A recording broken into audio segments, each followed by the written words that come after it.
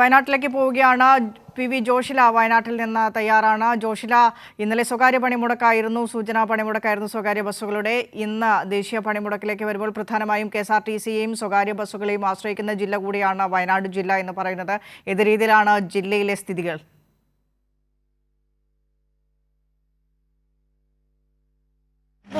പണിമുടക്കിനോട് പൂർണ്ണമായും യോജിച്ചുകൊണ്ട് ജില്ല മുന്നോട്ട് പോകുന്ന കാഴ്ച തന്നെയാണ് നമുക്ക് കാണാൻ സാധിക്കുന്നത്. എന്നാൽ ഇന്നലെ അർദ്ധരാത്രിയൊക്കെ പുറപ്പെട്ട KSRTC ബസ്സുകൾ ജില്ലയിലെ പൊതു റോഡുകളിലൂടെ പോയിക്കൊണ്ടിരിക്കുന്ന ഒരു സ്ഥിതിയുണ്ട്. അത് ഇന്നലെ രാത്രി ഏകദേശം 1 മണിക്ക് ശേഷവും 2 മണിക്ക് ശേഷവും ഒക്കെ ദീർഘദൂര ബസ്സുകൾ പുറപ്പെട്ട ബസ്സുകളാണ്. അതിൽ യാത്രക്കാർ ഇന്നലെ പുറപ്പെട്ട യാത്രക്കാരൊക്കെ ഇറങ്ങുന്ന ഒരു സ്ഥിതിവിശേഷമുണ്ട്. അതുപോലെ തന്നെ മറ്റ് സംഘടനകളുള്ള കുറച്ച് ആളുകൾ ഇവിടെ ഈ ഒരു ടൗൺ കേന്ദ്രീകരിച്ച് ഓട്ടോ തൊഴിലാളികൾ BMS അടക്കമുള്ള സംഘടനകളിൽപ്പെട്ട, അതായത് സമരത്തിൽ നിന്ന് വിട്ടു നിൽക്കുന്ന ആളുകൾ, ചില ആളുകൾ ഈ ഒരു സ്ഥലം കേന്ദ്രീകരിച്ച് ഓട്ടോമായി നിൽക്കുന്നുണ്ട് എന്നുള്ള കാഴ്ചയാണ് നമുക്ക് കാണാൻ സാധിക്കുന്നത്.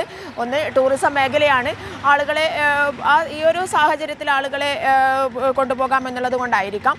എന്നാൽ പോലും ജില്ല പൂർണ്ണമായും മറ്റു രീതിയിൽ നോക്കുമ്പോൾ ജില്ല പൂർണ്ണമായും പണിമുടക്കിനോട് സഹകരിക്കുന്ന ഒരു കാഴ്ച തന്നെയാണുള്ളത്.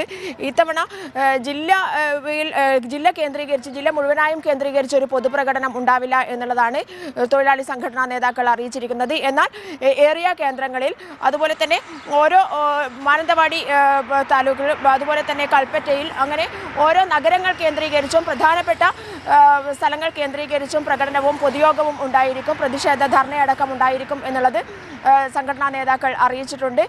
കൽപ്പറ്റയിൽ ഞാൻ നിൽക്കുന്ന ഈ ഹെഡ് പോസ്റ്റ് ഓഫീസിന് മുന്നിലാണ് ഇത്തരത്തിൽ പൊതു മാർച്ച് പ്രകടനവും അതുപോലെ തന്നെ പൊതുയോഗവും നടക്കുക.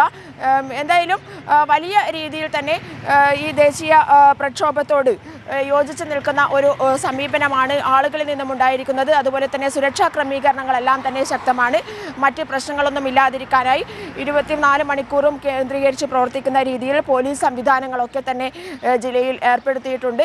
ഇന്ന് രാവിലെ 6 മണി മുതൽ ആ ഒരു ക്രമീകരണങ്ങളൊക്കെ നമുക്ക് കാണാനും സാധിക്കും. എന്തായാലും പണിമുടക്കിനോട് വളരെ അധികം യോജിച്ച് നിൽക്കുന്ന, അല്ലെങ്കിൽ കേന്ദ്ര സർക്കാരിൻ്റെ തൊഴിലാളി വർഗ വിരുദ്ധ നയങ്ങളെ എതിർക്കുക എന്നുള്ളതിന് ജനങ്ങൾ ഒറ്റക്കെട്ടായി നിൽക്കുന്ന ഒരു സമീപനം തന്നെയാണ് വയനാട് ജില്ലയെ സംബന്ധിച്ചിടത്തോളം നമുക്ക് കാണാൻ സാധിക്കുന്നത്. മിനിഷ.